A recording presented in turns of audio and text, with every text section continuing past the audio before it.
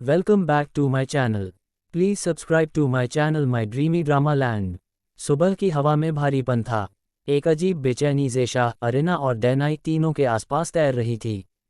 College जाना अब केवल पढ़ाई या दोस्तों से मिलने के लिए नहीं रहा, बल्कि जैसे कोई मिशन था, एक युद्ध से पहले की शांति। रेयान की बेचैनी। रेयान आज क्लास में नहीं आया था। उसका फ़ोन बंद था और विनी को भी उसकी कोई खबर नहीं थी। अरेना ने विनी से पूछा, क्या रेयान कभी कुछ अजीब बातें करता था, जैसे छिपे हुए राज या यादें जो उसके पास नहीं होनी चाहिए। विनी कुछ पल चुप रही, फिर बोली, एक बार उसने कहा था कि वो सपने में वही घटनाएं देखता है जो असल में होती हैं, लेकिन वो कभी बता नहीं पाया कि कैसे। अरेना का दिल तेजी से धड़कने लगा। वो जानती थी अब समय कम है। डैनाई की उलझन। डैनाई अब पहले जैसा नहीं रहा था। वो हर समय खुद में खोया रहता, बार बार उस जगह जाता जहां अरेना और उसने पहली बार एक दूसरे को करीब महसूस किया था। आज उसने अरेना को वहीं बुलाया। जब अरेना पहुंची तो उसने पूछा, तुम मुझे क्यों नहीं छोड़ देती? अरेना ने एक गहरी सांस ली। क्योंकि तुम्हारे अंदर जो अंधकार है, मैं उसे देख चुकी हूँ और जानती हूँ कि वो तुम्हें निगल नहीं सकता जब तक तुम उससे डरते नहीं।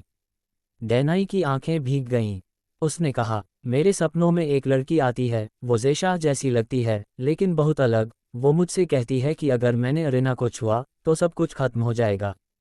अरेना चौंकी। डैनाई, तुम्हारे पास भी कोई शक्ति है, पर शायद वो तुम्हारे डर से बंधी हुई है। ज़ेशा की शक्ति। उधर ज़ेशा ने खुद को ब्लैक रोज सोसाइटी की किताबों में झोंक दिया था। वो अब हर प्रतीक, हर चित्र का अर्थ समझ रही थी।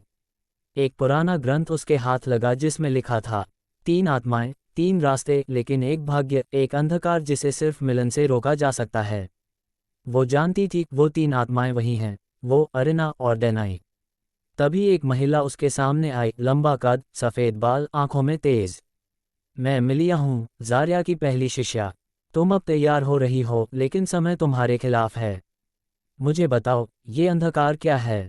ज़ेशाह ने पूछा। वो शक्ति जो कभी ज़ारिया ने जगाई थी, लेकिन अब वो टूटकर खुद को पुनर्जीवित कर रही है। वो तुम्हारी बहन के माध्यम से वापसी करना चाहती है।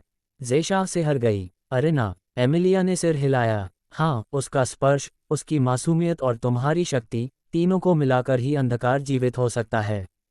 लेकिन अगर तुम उसे समझा पाओ, उससे लड़ सको, तो वही रोशनी बन सकती है। रेयान की वापसी। शाम के समय रेयान अचानक कॉलेज कैंपस में वापस आया। उसका चेहरा थका हुआ था, लेकिन आंखों में वही आग।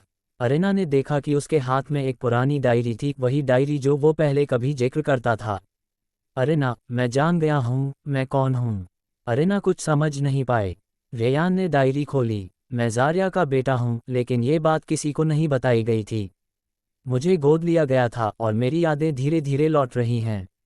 अरेना चौंक गई। तो तुम? मैं ब्लैक रोज का असली रक्षक हूँ, और शायद तुम्हारा सबसे बड़ा शत्रु भी। अंतिम दृश्य, संकेत और संकट। जब रात हुई, ज़ेशा अकेली कमरे में बैठी थी। तभी खिड़की खुली और एक काली परछाई अंदर घुसी। बहुत समय हो गया ज़ेशा। अब फैसला तुम्हारे हाथ में है, या तो तुम अपनी बहन को बचाओ या खुद को। ज़ेशा की आंखों में दृढ़ता थी।